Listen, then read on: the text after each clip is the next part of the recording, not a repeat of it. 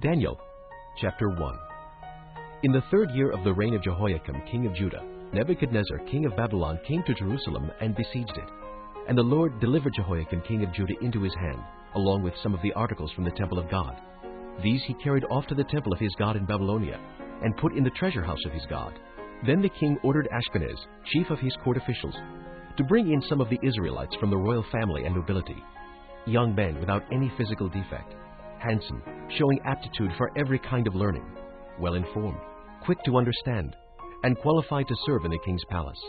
He was to teach them the language and literature of the Babylonians. The king assigned them a daily amount of food and wine from the king's table. They were to be trained for 3 years, and after that they were to enter the king's service. Among these were some from Judah: Daniel, Hananiah, Mishael, and Azariah. The chief official gave them new names. To Daniel, the name Belteshazzar; to Hananiah, Shadrach; to Mishael, Meshach; and to Azariah, Abednego. But Daniel resolved not to defile himself with the royal food and wine, and he asked the chief official for permission not to defile himself this way.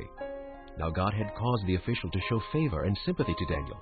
But the official told Daniel, "I am afraid of my lord the king, who has assigned your food and drink. Why should he see you looking worse than the other young men your age?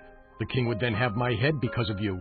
Daniel then said to the guard whom the chief official had appointed over Daniel, Hananiah, Mishael, and Azariah, "Please test your servants for 10 days.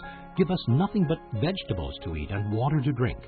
Then compare our appearance with that of the young men who eat the royal food, and treat your servants in accordance with what you see." So he agreed to this, and tested them for 10 days. At the end of the 10 days they looked healthier and better nourished than any of the young men who ate the royal food. So the guard took away their choice food and the wine they were to drink, and gave them vegetables instead. To these 4 young men God gave knowledge and understanding of all kinds of literature and learning, and Daniel could understand visions and dreams of all kinds.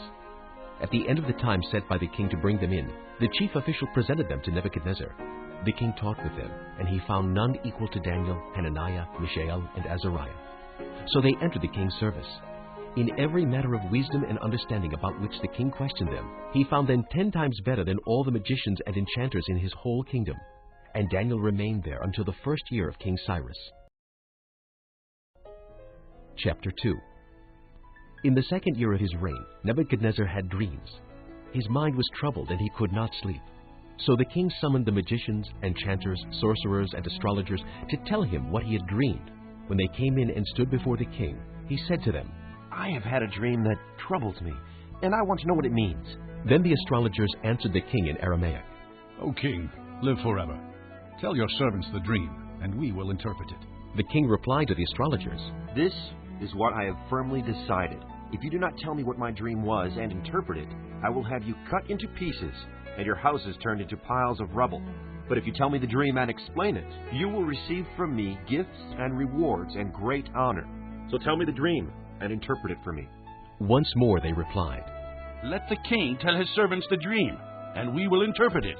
Then the king answered, "I am certain that you are trying to gain time, because you realize that this is what I have firmly decided. If you do not tell me the dream, there is just one penalty for you. You have conspired to tell me misleading and wicked things, hoping the situation will change. So then, tell me the dream, and I will know that you can interpret it for me." The astrologers answered the king, "There is not a man on earth who can do what the king asks. No king, however great and mighty, has ever asked such a thing of any magician or enchanter or astrologer. What the king asks is too difficult. No one can reveal it to the king except the gods, and they do not live among men." This made the king so angry and furious that he ordered the execution of all the wise men of Babylon. So the decree was issued to put the wise men to death, and men were sent to look for Daniel and his friends to put them to death. When Arioch, the commander of the king's guard, had gone out to put to death the wise men of Babylon, Daniel spoke to him with wisdom and tact. He asked the king's officer, "Why did the king issue such a harsh decree?" Arioch then explained the matter to Daniel. At this, Daniel went into the king and asked for time, so that he might interpret the dream for him. Then Daniel returned to his house and explained the matter to his friends Hananiah, Mishael, and Azariah. He urged them to plead for mercy from the God of heaven concerning this mystery, so that he and his friends might not be executed with the rest of the wise men of Babylon. During the night the mystery was revealed to Daniel in a vision. Then Daniel praised the God of heaven and said, "Praise be to the name of God forever and ever. Wisdom and power are his. He changes times and seasons. He sets up kings and deposes them. He gives wisdom to the wise and knowledge to the discerning. He reveals deep and hidden things. He knows what lies in darkness, and light dwells with him. I thank and praise you, O God of my fathers. You have given me wisdom and power. You have made known to me what we asked of you. You have made known to us the dream of the king. Then Daniel went to Arioch, whom the king had appointed to execute the wise men of Babylon, and said to him, Do not execute the wise men of Babylon. Take me to the king, and I will interpret his dream for him. Arioch took Daniel to the king at once and said, I have found a man among the exiles from Judah who can tell the king what his dream means. The king asked Daniel, also called Belteshazzar, Are you able to tell me what I saw in my dream and interpret it? Daniel replied, No wise man, enchanter, magician, or diviner can explain to the king the mystery he has asked about. But there is a God in heaven who reveals mysteries. He has shown King Nebuchadnezzar what will happen in days to come. Your dream and the visions that passed through your mind as you lay on your bed are these. As you were lying there, O king, your mind turned to things to come, and the revealer of mysteries showed you what is going to happen. As for me, this mystery has been revealed to me, not because I have greater wisdom than other living men, but so that you, O king, may know the interpretation, and that you may understand what went through your mind. You looked, O king, and there before you stood a large statue, an enormous, dazzling statue, awesome in appearance. The head of the statue was made of pure gold, its chest and arms of silver, its belly and thighs of bronze, its legs of iron, its feet partly of iron and partly of baked clay. While you were watching, a rock was cut out, but not by human hands. It struck the statue on its feet of iron and clay and smashed them. Then the iron, the clay, the bronze, the silver, and the gold were broken to pieces at the same time and became like chaff on a threshing floor in the summer. The wind swept them away without leaving a trace. But the rock that struck the statue became a huge mountain and filled the whole earth. This was the dream, and now we will interpret it to the king. You, O king, are the King of kings. The God of heaven has given you dominion and power and might and glory. In your hands he has placed mankind and the beasts of the field and the birds of the air. Wherever they live, he has made you ruler over them all. You are that head of gold.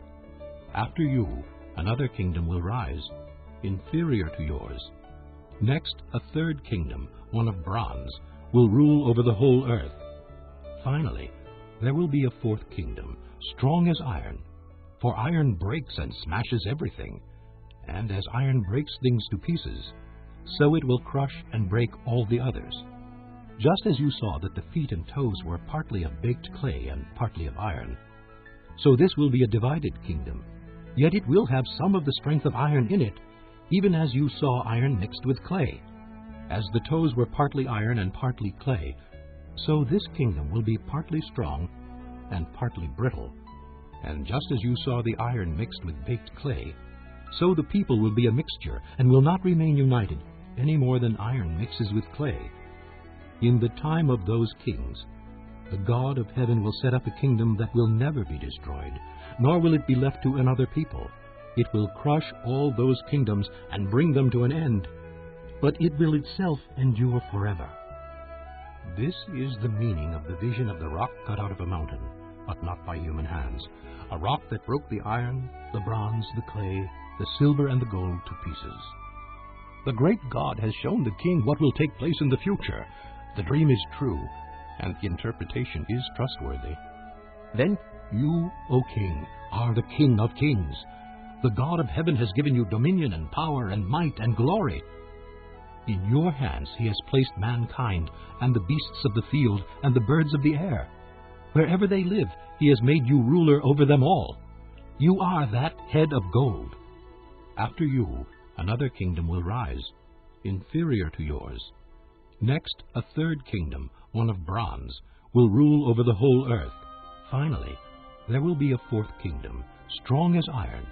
For iron breaks and smashes everything, and as iron breaks things to pieces, so it will crush and break all the others.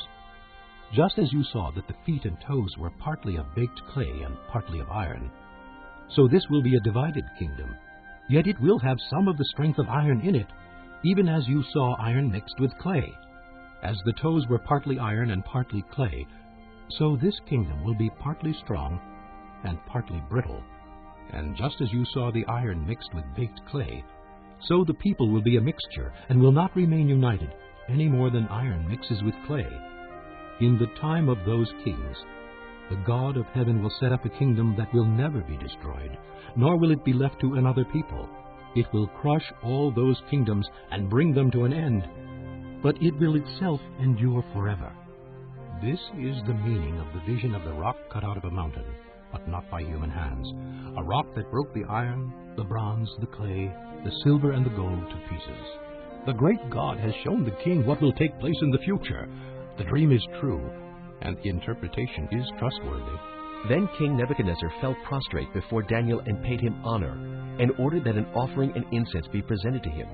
The king said to Daniel, "Surely your God is the God of gods, and the Lord of kings, and a revealer of mysteries, for you were able to reveal this mystery." Then the king placed Daniel in a high position and lavished many gifts on him. He made him ruler over the entire province of Babylon, and placed him in charge of all its wise men. Moreover, at Daniel's request, the king appointed Shadrach, Meshach, and Abednego administrators over the province of Babylon, while Daniel himself remained at the royal court. Chapter 3. King Nebuchadnezzar made an image of gold, 90 feet high and 9 feet wide, and set it up on the plain of Dura in the province of Babylon. He then summoned the satraps, prefects, governors, advisors, treasurers, judges, magistrates, and all the other provincial officials to come to the dedication of the image he had set up. So the satraps, prefects, governors, advisors, treasurers, judges, magistrates, and all the other provincial officials assembled for the dedication of the image that King Nebuchadnezzar had set up, and they stood before it. Then the herald loudly proclaimed, "This is what you are commanded to do, O peoples, nations, and men of every language. As soon as you hear the sound of the horn, flute, zither, lyre, harp, pipes, and all kinds of music, you must fall down and worship the image of gold that King Nebuchadnezzar has set up. Whoever does not fall down and worship will immediately be thrown into a blazing furnace." Therefore, as soon as they heard the sound of the horn, flute, zither, lyre, harp, and all kinds of music, all the peoples, nations, and men of every language fell down and worshipped the image of gold that King Nebuchadnezzar had set up. At this time, some astrologers came forward and denounced the Jews. They said to King Nebuchadnezzar, O king, live forever. You have issued a decree, O king, that everyone who hears the sound of the horn, flute, zither, lyre, harp, pipes, and all kinds of music must fall down and worship the image of gold, and that whoever does not fall down and worship will be thrown into a blazing furnace. But there are some Jews whom you have set over the affairs of the province of Babylon, Shadrach, Meshach, and Abednego, who pay no attention to you, O king. They neither serve your gods nor worship the image of gold you have set up. Furious with rage, Nebuchadnezzar summoned Shadrach, Meshach, and Abednego. So these men were brought before the king, and Nebuchadnezzar said to them, "Is it true, Shadrach, Meshach, and Abednego, that you do not serve my gods or worship the image of gold I have set up? Now, when you hear the sound of the horn, flute, zither, lyre, harp, pipes, and all kinds of music, if you are ready to fall down and worship the image I made, very good. But if you do not worship it, you will be thrown immediately into a blazing furnace. Then what God will be able to rescue you from my hand?" Shadrach, Meshach, and Abednego replied to the king, O Nebuchadnezzar, we do not need to defend ourselves before you in this matter. If we are thrown into the blazing furnace, the God we serve is able to save us from it, and he will rescue us from your hand, O king. But even if he does not, we want you to know, O king, that we will not serve your gods or worship the image of gold you have set up. Then Nebuchadnezzar was furious with Shadrach, Meshach, and Abednego, and his attitude toward them changed. He ordered the furnace heated 7 times hotter than usual, and commanded some of the strongest soldiers in his army to tie up Shadrach, Meshach, and Abednego and throw them into the blazing furnace. So these men, wearing their robes, trousers, turbans, and other clothes, were bound and thrown into the blazing furnace. The king's command was so urgent, and the furnace so hot, that the flames of fire killed the soldiers who took up Shadrach, Meshach, and Abednego. And these 3 men firmly tied, fell into the blazing furnace. Then King Nebuchadnezzar leaped to his feet in amazement and asked his advisers. "Weren't there 3 men that we tied up and threw into the fire?" They replied. "Certainly, O king." He said, "Look, I see 4 men walking around in the fire, unbound and unharmed, and a 4th looks like a son of the gods." Nebuchadnezzar then approached the opening of the blazing furnace and shouted, "Shadrach, Meshach, and Abednego, servants of the Most High God, come out! Come here!" So Shadrach, Meshach, and Abednego came out of the fire, and the satraps, prefects, governors, and royal advisers crowded around them.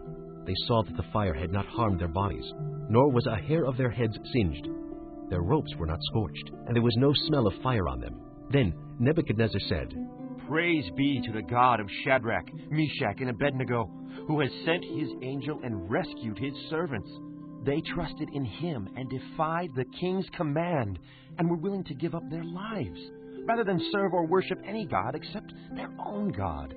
Therefore, I decree that the people of any nation or language who say anything against the God of Shadrach, Meshach, and Abednego be cut into pieces, and their houses be turned into piles of rubble, for no other God can save in this way."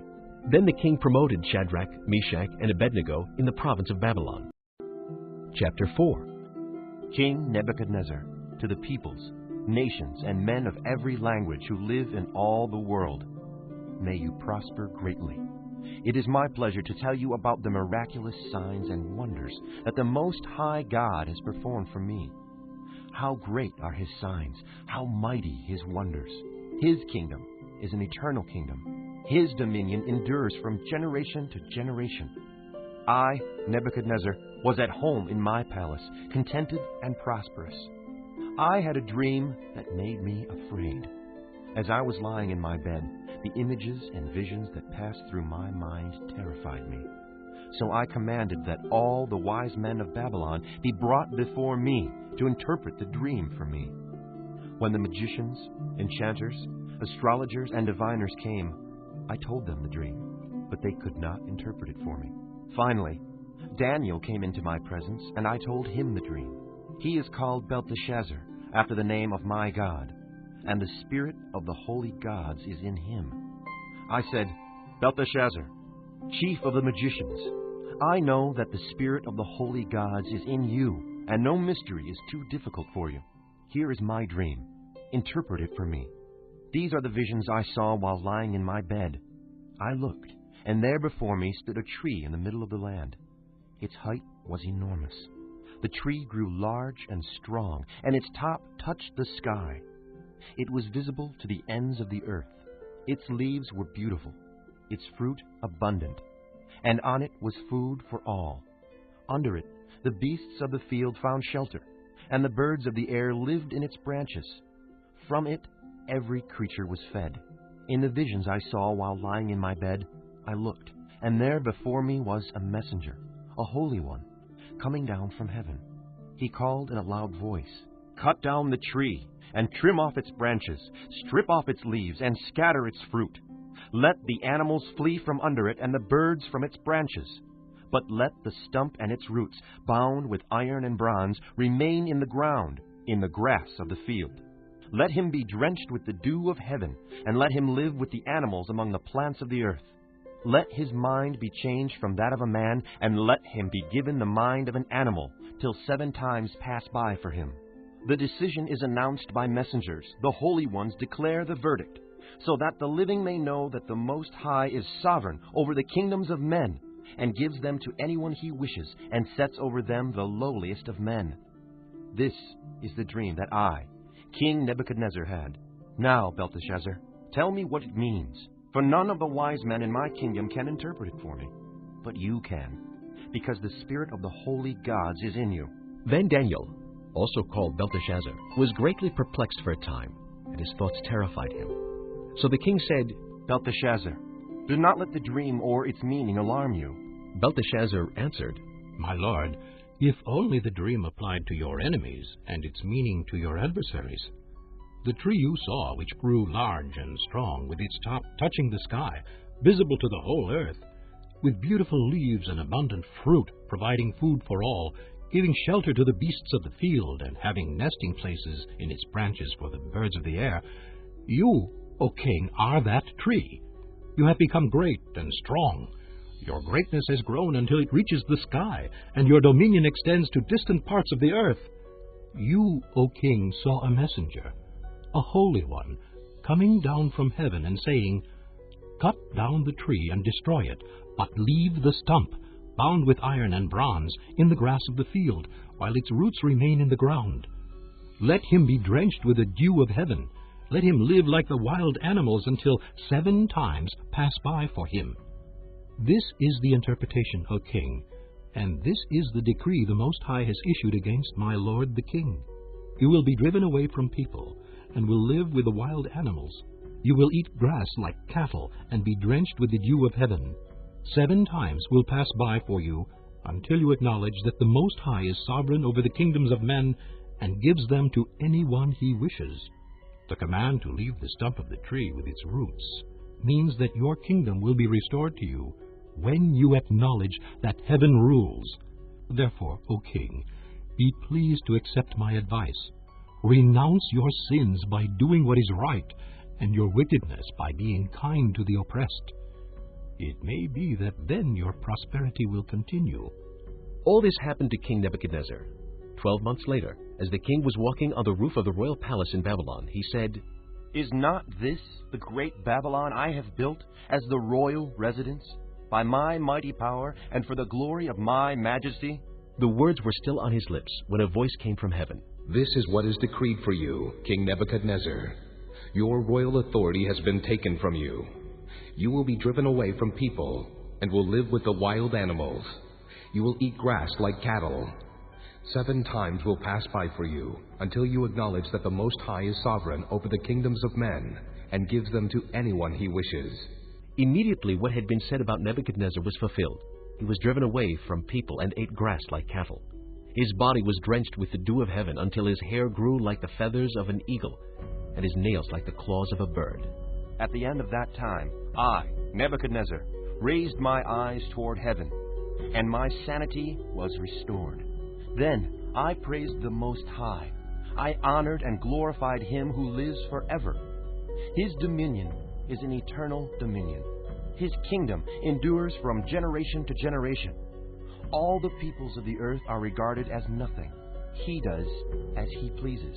With the powers of heaven and the peoples of the earth, no one can hold back his hand or say to him, What have you done?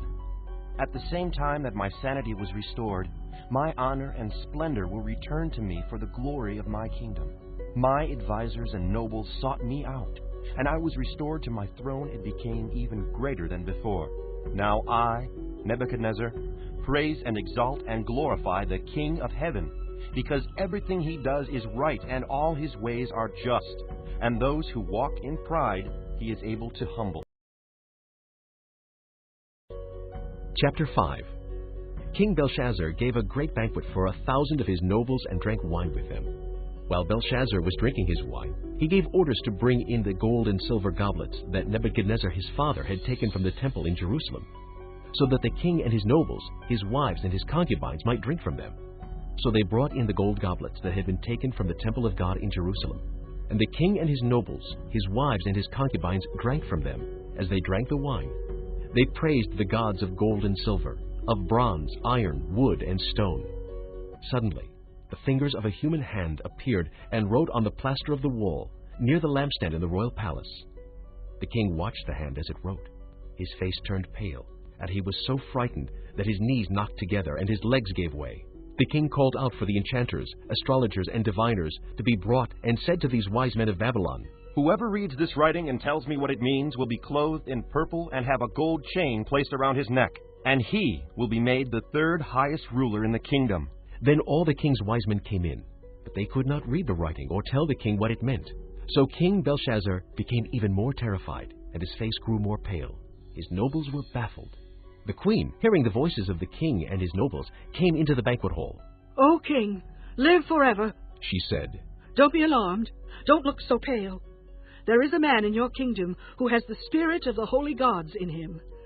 In the time of your father, he was found to have insight and intelligence and wisdom like that of the gods. King Nebuchadnezzar, your father the king, I say, appointed him chief of the magicians, enchanters, astrologers, and diviners. This man Daniel, whom the king called Belteshazzar, was found to have a keen mind and knowledge and understanding, and also the ability to interpret dreams, explain riddles, and solve difficult problems. Call for Daniel, and he will tell you what the writing means. So Daniel was brought before the king, and the king said to him, Are you Daniel, one of the exiles my father the king brought from Judah? I have heard that the spirit of the gods is in you, and that you have insight, intelligence, and outstanding wisdom. The wise men and enchanters were brought before me to read this writing and tell me what it means, but they could not explain it. Now I have heard that you are able to give interpretations and to solve difficult problems. If you can read this writing and tell me what it means, you will be clothed in purple and have a gold chain placed around your neck, and you will be made the third highest ruler in the kingdom.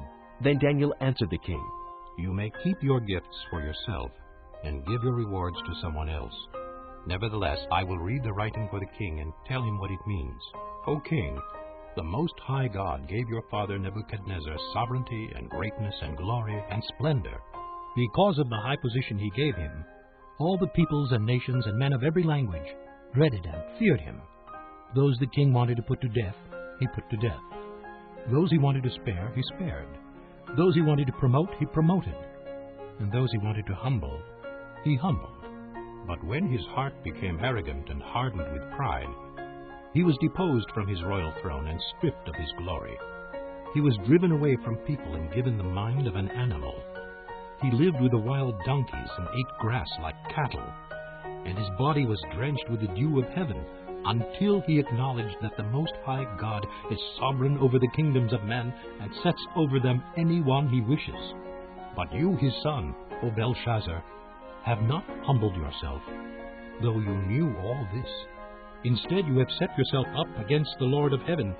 You had the goblets from his temple brought to you, and you and your nobles, your wives and your concubines drank wine from them. You praised the gods of silver and gold, of bronze, iron, wood, and stone, which cannot see or hear or understand. But you did not honor the God who holds in his hand your life and all your ways. Therefore he sent the hand that wrote the inscription. This is the inscription that was written, Mene, Mene, Tekel, Parsin. This is what these words mean. Mene, God has numbered the days of your reign and brought it to an end. Tekel, you have been weighed on the scales and found wanting. Pires, your kingdom is divided and given to the Medes and Persians. Then at Belshazzar's command, Daniel was clothed in purple. A gold chain was placed around his neck, and he was proclaimed the third highest ruler in the kingdom. That very night, Belshazzar, king of the Babylonians, was slain, and Darius the Mede took over the kingdom at the age of 62. This concludes Disc 45. Chapter 6. It pleased Darius to appoint 120 satraps to rule throughout the kingdom, with 3 administrators over them, one of whom was Daniel. The satraps were made accountable to them, so that the king might not suffer loss. Now Daniel so distinguished himself among the administrators and the satraps by his exceptional qualities, that the king planned to set him over the whole kingdom. At this, the administrators and the satraps tried to find grounds for charges against Daniel in his conduct of government affairs, but they were unable to do so. They could find no corruption in him, because he was trustworthy, and neither corrupt nor negligent. Finally, these men said, We will never find any basis for charges against this man Daniel unless it has something to do with the law of his God. So the administrators and the satraps went as a group to the king and said, O King Darius, live forever. The royal administrators, prefects, satraps, advisors, and governors have all agreed that the king should issue an edict and enforce the decree that anyone who prays to any god or man during the next 30 days, except to you, O king, shall be thrown into the lion's den. Now, O king, issue the decree and put it in writing so that it cannot be altered, in accordance with the laws of the Medes and Persians, which cannot be repealed. So King Darius put the decree in writing. Now when Daniel learned that the decree had been published, he went home to his upstairs room where the windows opened toward Jerusalem. 3 times a day he got down on his knees and prayed, giving thanks to his God, just as he had done before. Then these men went as a group and found Daniel praying and asking God for help. So they went to the king and spoke to him about his royal decree. Did you not publish a decree that during the next 30 days anyone who prays to any god or man except to you, O king, would be thrown into the lion's den? The king answered, The decree stands, in accordance with the laws of the Medes and Persians, which cannot be repealed. Then they said to the king, Daniel, who is one of the exiles from Judah, pays no attention to you, O king, or to the decree you put in writing. He still prays 3 times a day. When the king heard this, he was greatly distressed. He was determined to rescue Daniel and made every effort until sundown to save him.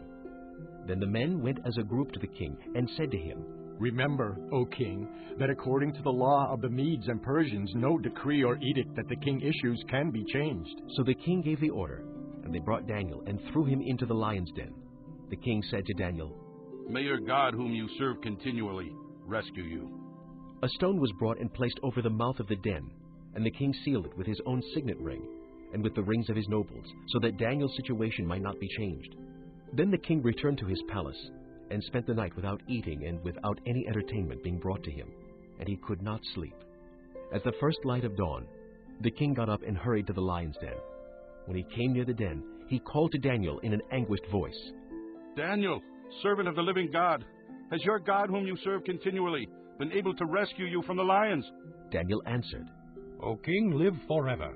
My God sent his angel, and he shut the mouths of the lions. They have not hurt me, because I was found innocent in his sight. Nor have I ever done any wrong before you, O king. The king was overjoyed, and gave orders to lift Daniel out of the den. And when Daniel was lifted from the den, no wound was found on him, because he had trusted in his God. At the king's command, the men who had falsely accused Daniel were brought in and thrown into the lion's den, along with their wives and children. And before they reached the floor of the den, the lions overpowered them and crushed all their bones. Then King Darius wrote to all the peoples, nations, and men of every language throughout the land, May you prosper greatly. I issue a decree that in every part of my kingdom, people must fear and reverence the God of Daniel. For he is the living God, and he endures forever. His kingdom will not be destroyed. His dominion will never end. He rescues and he saves. He performs signs and wonders in the heavens and on earth. He has rescued Daniel from the power of the lions. So Daniel prospered during the reign of Darius, and the reign of Cyrus the Persian. Chapter 7. In the first year of Belshazzar, king of Babylon, Daniel had a dream, and visions passed through his mind as he was lying on his bed. He wrote down the substance of his dream. Daniel said, In my vision at night I looked, and there before me were the 4 winds of heaven churning up the great sea.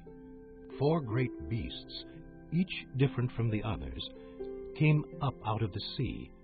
The first was like a lion, and it had the wings of an eagle. I watched until its wings were torn off, and it was lifted from the ground, so that it stood on 2 feet, like a man, and the heart of a man was given to it. And there before me was a second beast, which looked like a bear.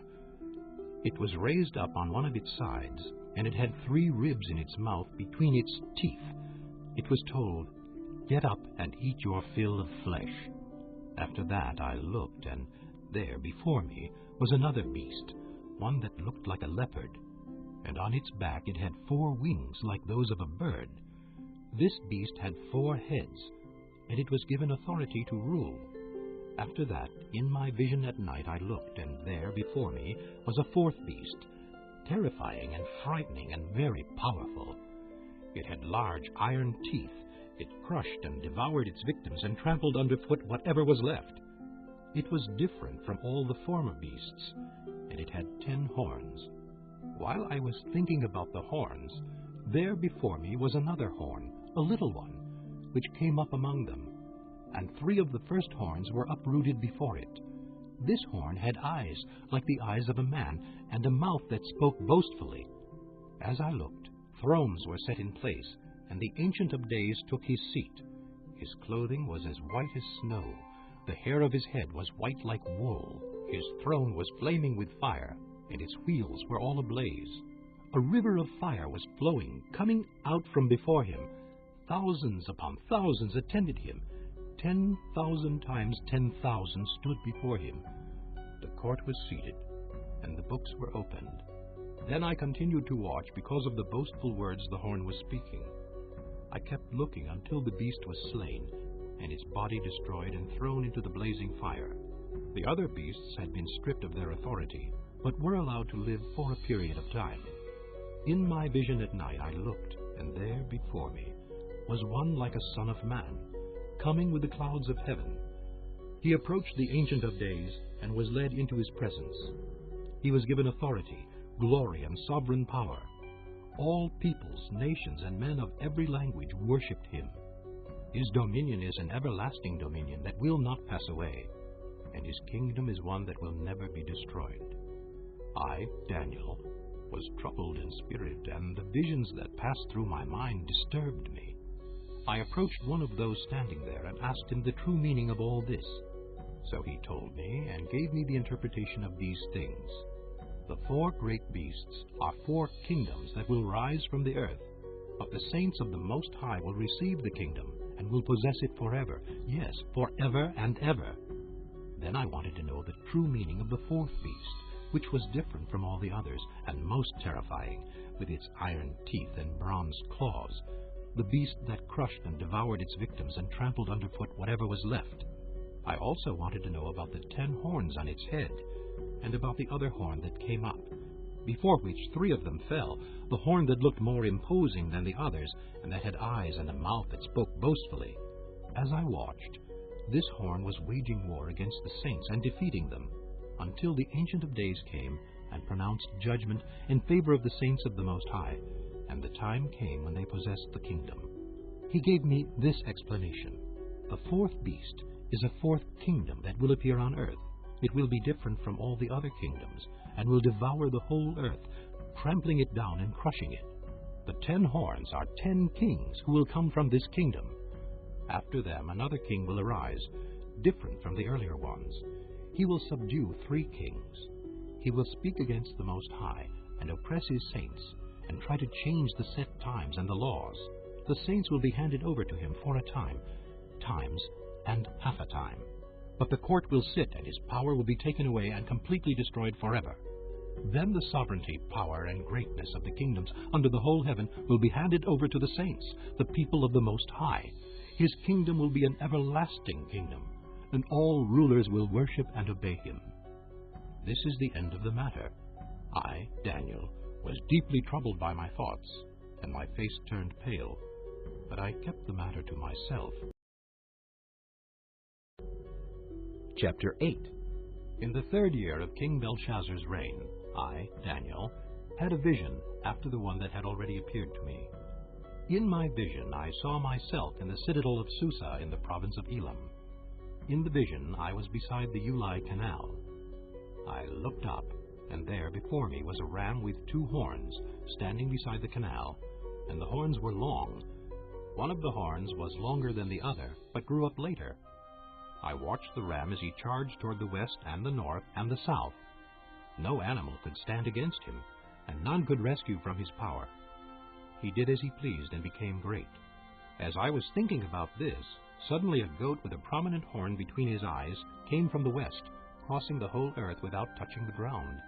He came toward the 2-horned ram I had seen standing beside the canal, and charged at him in great rage. I saw him attack the ram furiously, striking the ram and shattering his 2 horns. The ram was powerless to stand against him.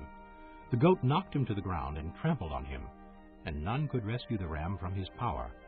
The goat became very great, but at the height of his power, his large horn was broken off, and in its place 4 prominent horns grew up toward the 4 winds of heaven. Out of one of them came another horn, which started small but grew in power to the south and to the east and toward the beautiful land. It grew until it reached the host of the heavens, and it threw some of the starry host down to the earth and trampled on them. It set itself up to be as great as the prince of the host. It took away the daily sacrifice from him, and the place of his sanctuary was brought low. Because of rebellion, the host of the saints and the daily sacrifice were given over to it.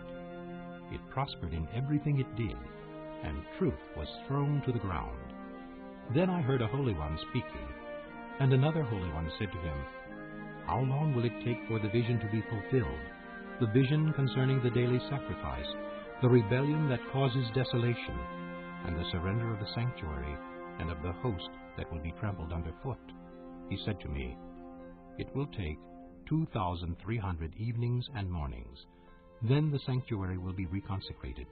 While I, Daniel, was watching the vision and trying to understand it, there before me stood one who looked like a man.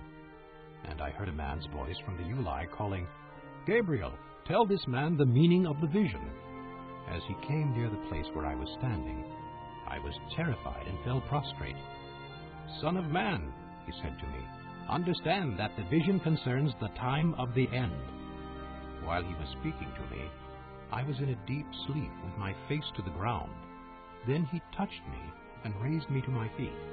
He said, "I'm going to tell you what will happen later in the time of wrath, because the vision concerns the appointed time of the end. The two-horned ram that you saw represents the kings of Media and Persia. The shaggy goat is the king of Greece, and the large horn between his eyes is the first king. The 4 horns that replaced the one that was broken off represent 4 kingdoms that will emerge from his nation, but will not have the same power. In the latter part of their reign, when rebels have become completely wicked, a stern-faced king, a master of intrigue, will arise. He will become very strong, but not by his own power. He will cause astounding devastation and will succeed in whatever he does. He will destroy the mighty men and the holy people. He will cause deceit to prosper, and he will consider himself superior. When they feel secure, he will destroy many and take his stand against the Prince of Princes. Yet he will be destroyed, but not by human power. The vision of the evenings and mornings that has been given to you is true, but seal up the vision, for it concerns the distant future." I, Daniel, was exhausted and lay ill for several days. Then I got up and went about the king's business. I was appalled by the vision. It was beyond understanding. Chapter 9. In the first year of Darius, son of Xerxes, a Mede by descent, who was made ruler over the Babylonian kingdom, in the first year of his reign, I, Daniel, understood from the Scriptures, according to the word of the Lord given to Jeremiah the prophet, that the desolation of Jerusalem would last 70 years. So I turned to the Lord God and pleaded with him in prayer and petition, in fasting, and in sackcloth and ashes. I prayed to the Lord my God and confessed, "O Lord, the great and awesome God, who keeps his covenant of love with all who love him and obey his commands, we have sinned and done wrong. We have been wicked and have rebelled. We have turned away from your commands and laws. We have not listened to your servants the prophets, who spoke in your name to our kings, our princes, and our fathers, and to all the people of the land. Lord, you are righteous.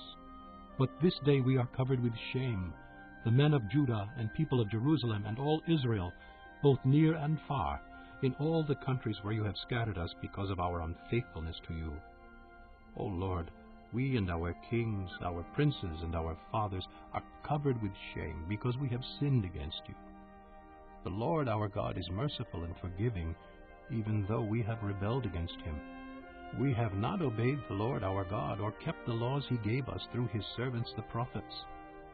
All Israel has transgressed your law and turned away, refusing to obey you. Therefore the curses and sworn judgments written in the law of Moses, the servant of God, have been poured out on us, because we have sinned against you. You have fulfilled the words spoken against us and against our rulers, by bringing upon us great disaster. Under the whole heaven, nothing has ever been done like what has been done to Jerusalem. Just as it is written in the law of Moses, all this disaster has come upon us. Yet we have not sought the favor of the Lord our God by turning from our sins and giving attention to your truth.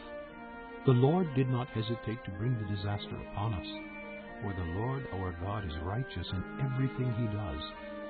Yet we have not obeyed him. Now, O Lord our God, who brought your people out of Egypt with a mighty hand, and who made for yourself a name that endures to this day, we have sinned. We have done wrong. O Lord, in keeping with all your righteous acts, turn away your anger and your wrath from Jerusalem, your city, your holy hill. Our sins and the iniquities of our fathers have made Jerusalem and your people an object of scorn to all those around us. Now, our God, hear the prayers and petitions of your servant.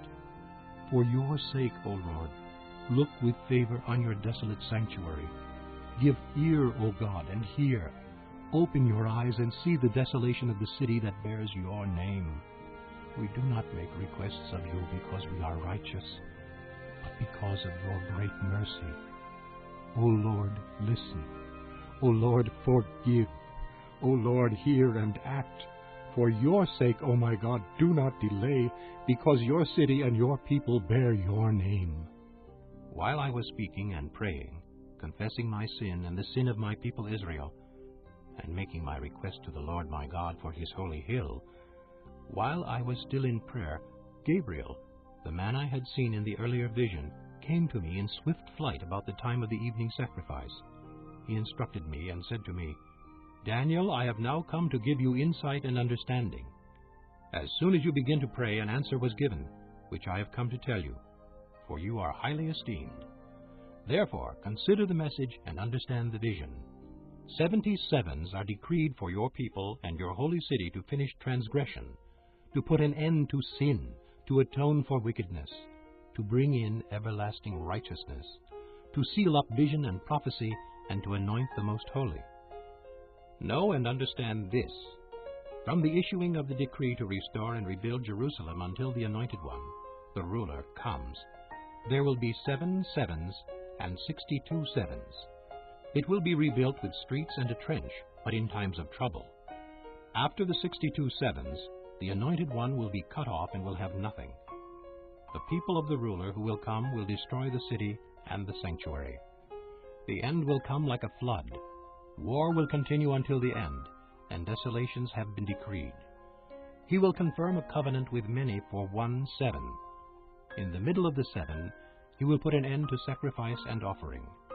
And on a wing of the temple, he will set up an abomination that causes desolation, until the end that is decreed is poured out on him. Chapter 10. In the 3rd year of Cyrus, king of Persia, a revelation was given to Daniel, who was also called Belteshazzar. Its message was true, and it concerned a great war. The understanding of the message came to him in a vision. At that time, I, Daniel, mourned for 3 weeks. I ate no choice food, no meat or wine touched my lips, and I used no lotions at all until the 3 weeks were over. On the 24th day of the 1st month, as I was standing on the bank of the great river, the Tigris, I looked up, and there before me was a man dressed in linen, with a belt of the finest gold around his waist. His body was like chrysolite, his face like lightning, his eyes like flaming torches, his arms and legs like the gleam of burnished bronze, and his voice like the sound of a multitude. I, Daniel, was the only one who saw the vision. The men with me did not see it, but such terror overwhelmed them that they fled and hid themselves. So I was left alone, gazing at this great vision. I had no strength left. My face turned deathly pale, and I was helpless. Then I heard him speaking, and as I listened to him, I fell into a deep sleep, my face to the ground. A hand touched me and set me trembling on my hands and knees. He said, Daniel, you who are highly esteemed, consider carefully the words I am about to speak to you, and stand up, for I have now been sent to you. And when he said this to me, I stood up, trembling.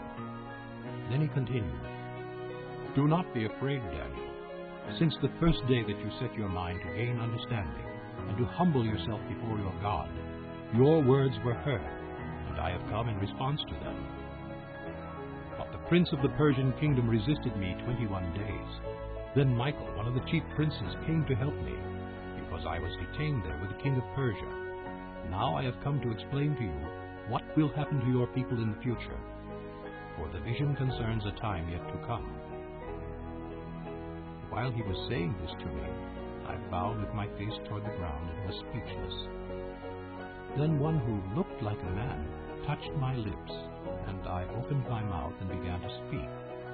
I said to the one standing before me, I am overcome with anguish because of the vision, my lord, and I am helpless. How can I, your servant, talk with you, my lord?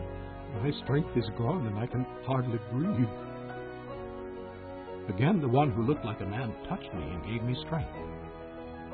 Do not be afraid, O man highly esteemed, he said. Peace, be strong now, be strong. When he spoke to me, I was strengthened and said, Speak, my lord, since you have given me strength. So he said, Do you know why I have come to you? Soon I will return to fight against the prince of Persia. And when I go, the prince of Greece will come. But first I will tell you what is written in the book of truth. No one supports me against them except Michael, your prince. Chapter 11. And in the first year of Darius the Mede, I took my stand to support and protect him. Now then, I tell you the truth. 3 more kings will appear in Persia, and then a 4th, who will be far richer than all the others. When he has gained power by his wealth, he will stir up everyone against the kingdom of Greece. Then a mighty king will appear, who will rule with great power and do as he pleases. After he has appeared, his empire will be broken up and parceled out toward the 4 winds of heaven. It will not go to his descendants, nor will it have the power he exercised, because his empire will be uprooted and given to others. The king of the south will become strong, but one of his commanders will become even stronger than he, and will rule his own kingdom with great power. After some years, they will become allies. The daughter of the king of the south will go to the king of the north to make an alliance, but she will not retain her power, and he and his power will not last. In those days she will be handed over, together with her royal escort and her father and the one who supported her. One from her family line will arise to take her place. He will attack the forces of the king of the north and enter his fortress. He will fight against them and be victorious. He will also seize their gods, their metal images, and their valuable articles of silver and gold, and carry them off to Egypt. For some years he will leave the king of the north alone. Then the king of the north will invade the realm of the king of the south, but will retreat to his own country. His sons will prepare for war and assemble a great army, which will sweep on like an irresistible flood and carry the battle as far as his fortress. Then the king of the south will march out in a rage and fight against the king of the north, who will raise a large army, but it will be defeated. When the army is carried off, the king of the south will be filled with pride and will slaughter many thousands. Yet he will not remain triumphant. For the king of the north will muster another army, larger than the first, and after several years he will advance with a huge army, fully equipped. In those times many will rise against the king of the south. The violent men among your own people will rebel in fulfillment of the vision, but without success. Then the king of the north will come and build up siege ramps, and will capture a fortified city. The forces of the south will be powerless to resist. Even their best troops will not have the strength to stand. The invader will do as he pleases. No one will be able to stand against him. He will establish himself in the beautiful land, and will have the power to destroy it. He will determine to come with the might of his entire kingdom, and will make an alliance with the king of the south. And he will give him a daughter in marriage, in order to overthrow the kingdom. But his plans will not succeed or help him. Then he will turn his attention to the coastlands, and will take many of them. But a commander will put an end to his insolence, and will turn his insolence back upon him. After this he will turn back toward the fortresses of his own country, but will stumble and fall, to be seen no more. His successor will send out a tax collector to maintain the royal splendor. In a few years, however, he will be destroyed, yet not in anger or in battle. He will be succeeded by a contemptible person who has not been given the honor of royalty. He will invade the kingdom when its people feel secure, and he will seize it through intrigue. Then an overwhelming army will be swept away before him. Both it and a prince of the covenant will be destroyed. After coming to an agreement with him, he will act deceitfully, and with only a few people, he will rise to power. When the richest provinces feel secure, he will invade them, and will achieve what neither his fathers nor his forefathers did. He will distribute plunder, loot, and wealth among his followers. He will plot the overthrow of fortresses, but only for a time. With a large army he will stir up his strength and courage against the king of the south.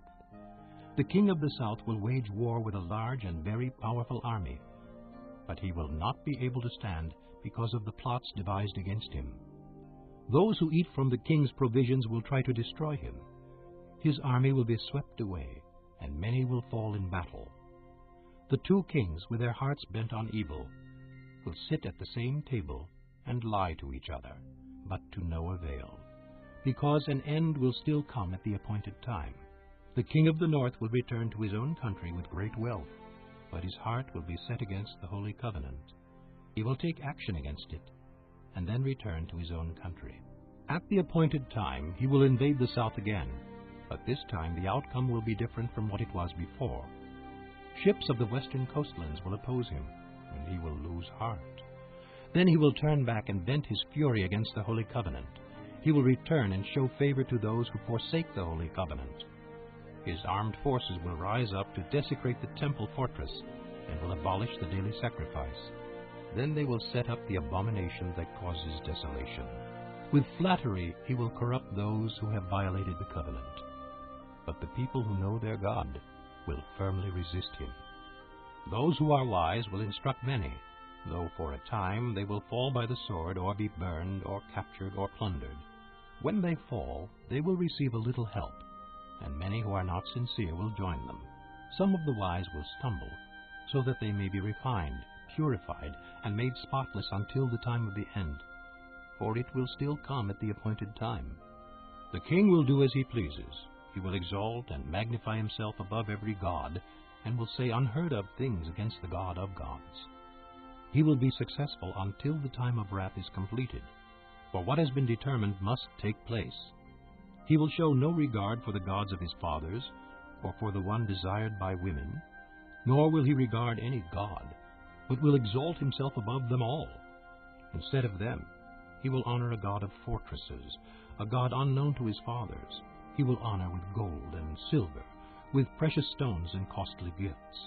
He will attack the mightiest fortresses with the help of a foreign god, and will greatly honor those who acknowledge him. He will make them rulers over many people, and will distribute the land at a price. At the time of the end, the king of the south will engage him in battle, and the king of the north will storm out against him with chariots and cavalry, and a great fleet of ships. He will invade many countries and sweep through them like a flood. He will also invade the beautiful land. Many countries will fall, but Edom, Moab, and the leaders of Ammon will be delivered from his hand. He will extend his power over many countries. Egypt will not escape. He will gain control of the treasures of gold and silver, and all the riches of Egypt, with the Libyans and Nubians in submission. But reports from the east and the north will alarm him, and he will set out in a great rage to destroy and annihilate many. He will pitch his royal tents between the seas at the beautiful holy mountain, yet he will come to his end, and no one will help him. Chapter 12. At that time Michael, the great prince who protects your people, will arise. There will be a time of distress such as has not happened from the beginning of nations until then. But at that time your people, everyone whose name is found written in the book, will be delivered. Multitudes who sleep in the dust of the earth will awake, some to everlasting life, others to shame and everlasting contempt. Those who are wise will shine like the brightness of the heavens, and those who lead many to righteousness like the stars forever and ever. But you, Daniel, close up and seal the words of the scroll until the time of the end. Many will go here and there to increase knowledge. Then I, Daniel, looked, and there before me stood two others, one on this bank of the river, and one on the opposite bank. One of them said to the man clothed in linen, who was above the waters of the river, "How long will it be before these astonishing things are fulfilled?" The man clothed in linen, who was above the waters of the river, lifted his right hand, and his left hand toward heaven, and I heard him swear by him who lives forever, saying, "It will be for a time, times, and half a time. When the power of the holy people has been finally broken, all these things will be completed." I heard, but I did not understand. So I asked, "My Lord, "What will the outcome of all this be?" He replied, "Go your way, Daniel, because the words are closed up and sealed until the time of the end. Many will be purified, made spotless and refined, but the wicked will continue to be wicked. None of the wicked will understand, but those who are wise will understand. From the time that the daily sacrifice is abolished and the abomination that causes desolation is set up, there will be 1,290 days. Blessed is the one who waits for and reaches the end of the 1,335 days. As for you, go your way till the end. You will rest, and then at the end of the days you will rise to receive your allotted inheritance."